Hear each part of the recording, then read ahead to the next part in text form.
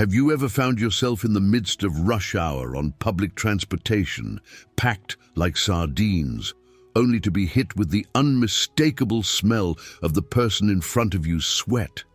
Well, this situation can cause some irritation, especially when that person turns out to be an antisocial and chatty idiot, arguing with a friend on speakerphone. And when someone calls them out, they just throw out a few curses and continue with their behavior. We've all been there, encountering unpleasant people in the outside world. Idiots are everywhere. They're on the bus, on the train, on the streets, in restaurants, at work, in traffic, and in our private spheres. These difficult people from all corners of the world and all walks of life simply don't know how to behave. Or maybe they do, but they don't even care to do so. How do we deal with these people? Well, it turns out that the ancient Stoics have some answers. Dealing with difficult people is a common theme in Stoic literature. They talked about deceitful siblings, bad parents, people pushing in public bathrooms, and those who unloaded their manners and sense of hygiene in a public restroom. So what can we do about noisy and smelly passengers, unpleasant co-workers, or even abusive or narcissistic people we share our homes with? This video delves into how to deal with these and other difficult people, including those who smell bad, through the lens of Stoic philosophy and some relevant personal experiences. After Epictetus was banished from Rome, along with other philosophers, he traveled to Nicopolis, a city in northern Greece, where he remained for the rest of his life. In Nicopolis, he founded a philosophical school, and among his students was a young and intelligent man named Arrian. Without Arrian, we likely wouldn't be discussing the esteemed philosopher Epictetus today, who wrote a vast collection of lectures and created a pocketbook with the most important lessons from his teacher. One of these lessons presents a cornerstone of Roman civilization: bathing. Public baths were prevalent in the Roman Empire, and Roman bathing culture, based on that of the ancient Greeks, spread throughout the Mediterranean. Bathing was predominantly a social practice. Romans visited bathhouses to meet friends and invite them to parties, and politicians lived there to gather support from the people. Even the super-rich, who could afford private bath spaces, frequented public baths due to their social aspects. Bathhouses provided citizens with a place to exercise, meet people, relax, and have fun. But you've probably guessed, as a wide variety of people attended such crowded public spaces, there was no shortage of ill-mannered individuals. Those who deliberately splashed water, came to steal, or believed the bathhouse was their property and behaved accordingly. Yes, by reading Stoic texts, we can see that in many ways human nature has not changed, and difficult people are a timeless occurrence. So, what did Epictetus suggest about dealing with difficult people of that time? Epictetus told his students to remember the nature of their activities. We can attribute specific characteristics to each action. In the bathhouse, for example, there are things we can expect when we go there, even if we don't like them. People splashing water, pushing others, using abusive language, shouting or intimidating. Being aware of these inherent aspects of bathing, we should not be surprised when we encounter them. So, what should we do, according to Epictetus? He suggests that the focal point should not only be bathing, but also keeping the mind calm and under control. Thus, you will perform this action more securely if you tell yourself, "Now I will bathe and keep my mind in a state in accordance with nature."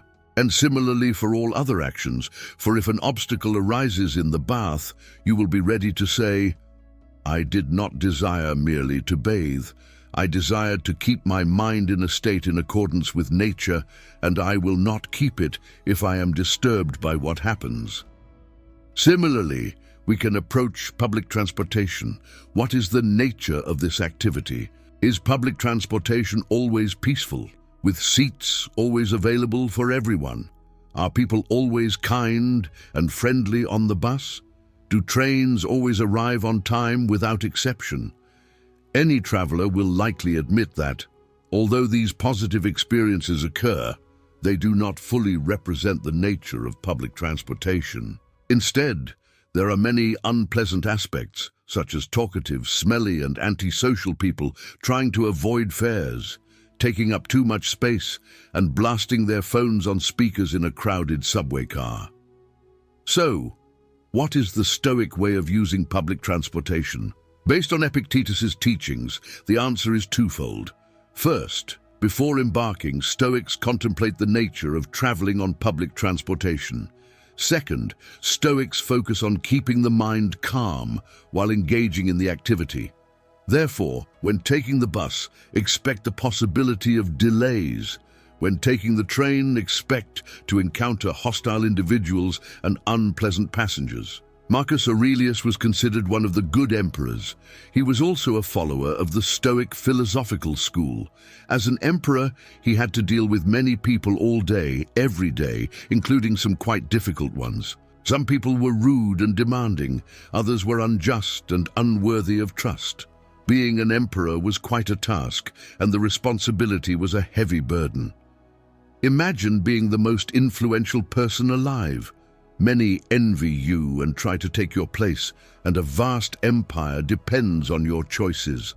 Understandably, Marcus Aurelius sought an outlet, which at least partially took the form of a diary in which he wrote his reflections. He wrote about fortitude in times of need, the meaning of life, the nature of human beings, and unsurprisingly, how to deal with difficult people. From his writings, later Stoic scholars derived a practice known as praemeditatio malorum, loosely translated as negative visualization. Let's take a curious example from Marcus Aurelius's writings, where he insisted on not being bothered by people's unpleasant body odors. He stated, "Don't be irritated at the smell or bad breath of people. What's the point? With that mouth, with those armpits, they will produce that odor, but they have a brain. Can't they figure it out? Can't they recognize the problem? So you have a brain too. Good for you. Then use your logic to wake theirs up. Show them. Make them realize it. If they listen, you've solved the problem. No anger." The underlying thought behind this approach is that ultimately we cannot control the behavior of other people. Marcus Aurelius realized that even as an emperor, he did not have total power over his subjects. As we likely have experienced with people around us, they have their own brains, will, and freedom of action. If something bothers us about them, we can only point it out, exposing the issue clearly. But is that a guarantee that they will listen? No. They probably don't care at all about what we say. Some people stink, and they absolutely couldn't care less. Unless you can force them to take a shower and use deodorant, their hygiene is not within your control. And so, as the Stoics would say, it's not worth worrying.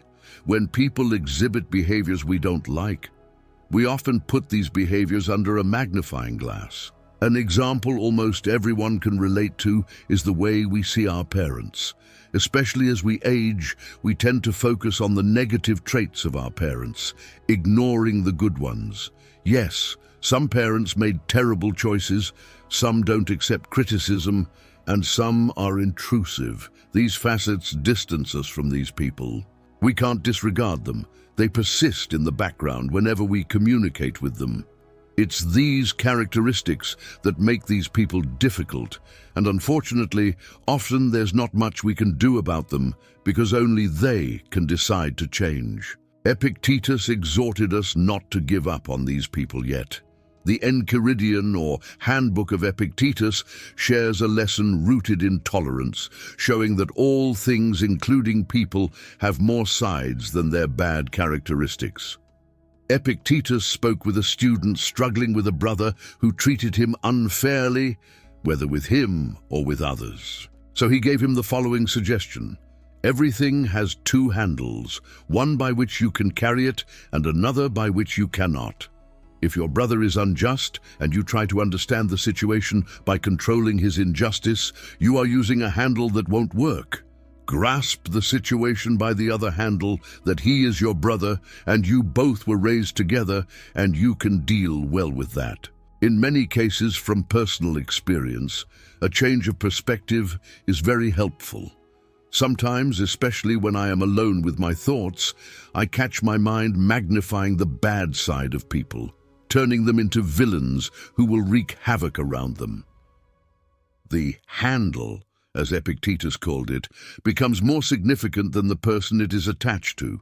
So what helps is simply focusing on the other side of the person, as someone is much more than being an idiot, a liar, or a drama queen. There may be complementary aspects that can still sustain a connection, other handles to carry it. However, sometimes the situation is so bad that we can't carry it even by the handles we consider acceptable. Some people are too toxic to be around. If that's the case, keep watching. We already have a previous video that shows who these toxic people are. If there's interest, check out the video. Imagine sharing your home with someone who started a fire that produces smoke. As long as the fire is controllable and the smoke tolerable, you see no reason to leave. But what will you do when the smoke becomes unbearable? Will you stay inside or leave? Let me share something personal, something I've been struggling with for a long time. I haven't spoken to my father in over 5 years. We were very close, but in the spring of 2018, I cut off contact, not without reason. It was an accumulation of experiences, some of which are crazy when I recall them. My father exhibits the criteria for narcissistic personality disorder listed in the DSM-5, although he has never been officially diagnosed because he doesn't believe he has a problem, unlike the world around him, of course. Regardless of the label that belongs to him, his total disregard for personal boundaries, manipulation, pathological lying, self-aggrandizement, obsession with revenge, and path of self-destruction, not to mention the destruction of other people's lives, were too much for my ability to tolerate. I had to escape. I had to leave. The idea that my father is still my father and therefore I should still have him in my life lost credibility more and more as the incidents piled up. And I wasn't the only victim. For years, I contemplated Epictetus's words. Do you have a natural right then to a good father? No, only to a father. And though this is true, I must acknowledge that there are limits to what one should endure. At some point, enough is enough. Epictetus's extensive collection of recorded lectures called Discourses presents a simile about smoke in a house, which goes something like this. Did someone smoke inside the house? If he smoked moderately, I'll stay. If it's too much, I'll go outside. The comparison is generally explained as an argument supporting suicide, stating that when life becomes unbearable, there's no problem in leaving. However, when we look at the passages preceding the simile, it seems that Epictetus is referring to difficult people as they tell a story about someone who doesn't want to dine at someone else's house because they can't bear their ostentation. Thus Epictetus concluded, simply don't act like someone burdened, distressed, or thinking that you are in a miserable situation, for no one forces you to do that. Here, he seemed to emphasize our ability to choose when dealing with difficult or narcissistic people. Is there a possibility to leave? If yes, we can walk through that door and never look back. When people hurt us, we may fantasize about revenge, and an eye for an eye seems fair. If someone has harmed us or treated us unfairly, don't we have justification to give them a taste of their own medicine? My relationships with my father evoked similar feelings in me. For years, I thought about revenge, about settling scores, and I certainly wouldn't use the same methods as him. My idea of revenge was success. As a son, I was never good enough.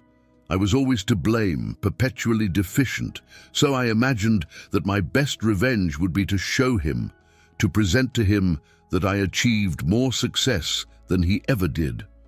Although this form of revenge was constructive and didn't primarily aim to harm someone, it was still revenge. It was still fueled by anger. So I sacrificed a part of my happiness to get back at him, which in retrospect was somewhat absurd.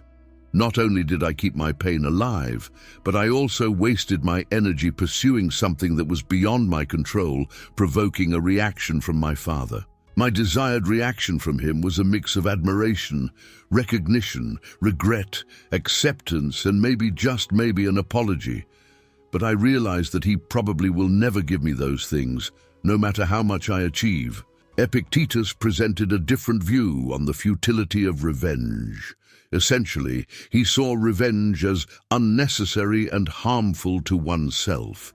If we seek revenge because of an injury, something someone has done to us, let's first consider Epictetus's suggestion to think about what constitutes an injury. What is an injury? When someone betrays you, are you hurt? When someone cuts your hand, are you hurt?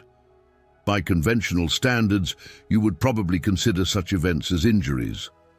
But Epictetus argued that real harm involves a lack of morality in the person's actions. So if someone lies or steals from you, that person has harmed themselves by damaging your virtue, which is the true and only good, according to the Stoics. Epictetus declared, "For if good consists in moral purpose, and evil also in moral purpose, see if what you are saying does not come to something like this. Well, and then, since so-and-so has hurt himself by doing me a wrong, should I not hurt myself by doing him a wrong?" Revenge is sweet, they say, and although that may be true in some cases, the sweetness often proves short-lived. Whether virtue is the only good is a matter of debate. However, in my opinion, Epictetus was right in saying that by hurting the person who hurt me, I would hurt myself. It's a different way of saying never stoop to their level. It's not worth it. Furthermore, the intended harm may not even occur, as the suffering we hope to inflict ultimately depends on how they react to our actions. It's not under our control. So that's how the Stoics deal with difficult people, including those who emit a foul odor. We've come to the end, but how about you? How do you handle difficult people? Which Stoic suggestion do you like the most? Let us know in the comments. Thanks for watching. If you're not already subscribed to our channel, hit the subscribe button to support our work. Until the next video.